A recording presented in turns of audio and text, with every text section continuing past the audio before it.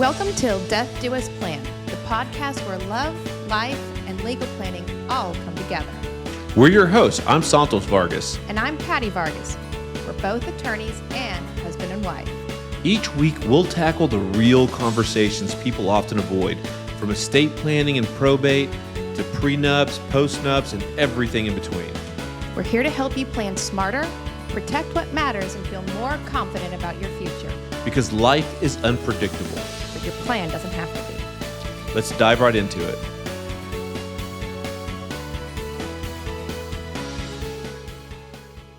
Let's talk about love, marriage, and legal documents. And let's talk about the big questions that go along with that topic.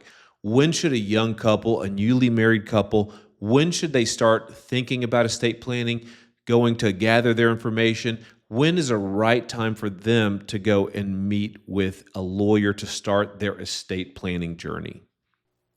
I often find that the reason why clients come to my office in the first place is surrounding the birth of their first child, which makes complete sense. They have this new baby that they want to make sure is taken care of, regardless of what the future may hold. And so it's that event, that life event, in which I find that I'm often meeting with clients for the first time. Do people sometimes start this planning process even before they get married? Definitely. And so when a client's coming to me before they get married, it's often in connection with having a premarital agreement prepared for them. And I think it's important to recognize that a premarital agreement does not necessarily mean that you're heading into this marriage thinking about divorce. But instead, it can be a very helpful tool as you are both working on drafting your respective estate planning documents. And so why is that important? When you have a situation where couples are coming to the marriage, and especially if it's, let's say, a couple that has had some life experience, they've been out working for a while and they're settled into their careers, they may be coming to the marriage with what is significant assets. And so there may be a desire to make sure that those assets are transferred in a way that doesn't fall within, let's say, the requirements or the structures of intestacy if they don't have a will. But more importantly, it gives them the flexibility to transfer the assets that they have to those individuals that they want. So let me give you an example. Let's say an individual has inherited some land from their family. It may be really important to that person in the couple to make sure that land always stays within the family. And without a premarital agreement, there may be certain issues that arise with that. And what I mean is, what happens if the assets of the marriage are used to benefit that separate property? How is that to be treated? And so by having a premarital agreement, these issues, these conflicts can be avoided down the road so that each side, each individual within the marriage knows what to expect, both during the marriage as well as when one of the spouses passes away.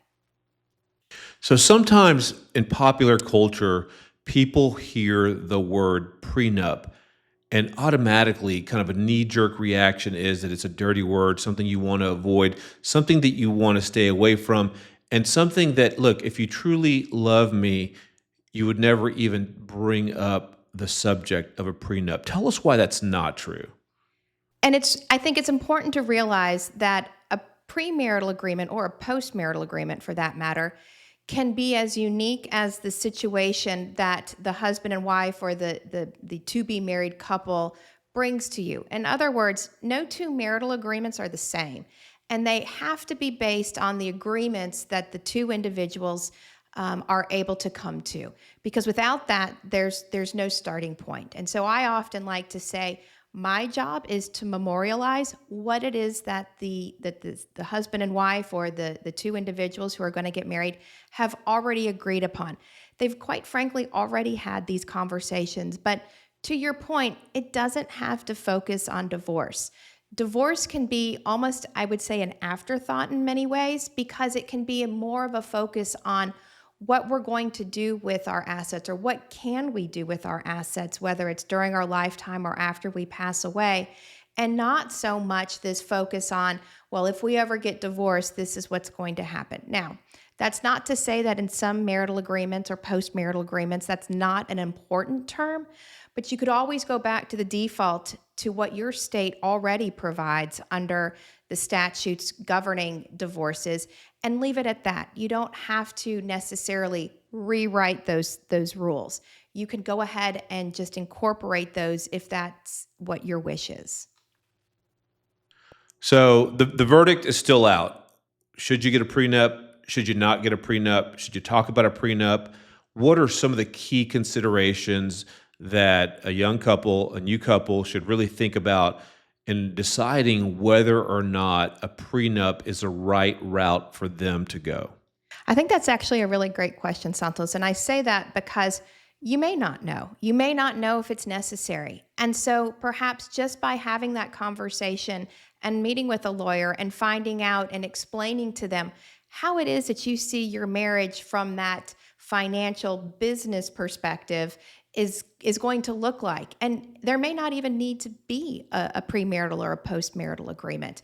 It may be something that, the laws in your state or something that you can draft in your will already take care of. And so it's a conversation that can and possibly should be had, but it doesn't mean that the premarital agreement is the only solution, is the only answer. Thank you all for joining us on Till Death Do Us Plan. Make sure to hit the like button. Make sure to subscribe to the podcast so you can stay on top of the latest when it comes to trust, estate planning, and probate and guardianships. We have lots of great content coming up. You're not going to want to miss it. Thank you all for listening, and we'll see you on the next one.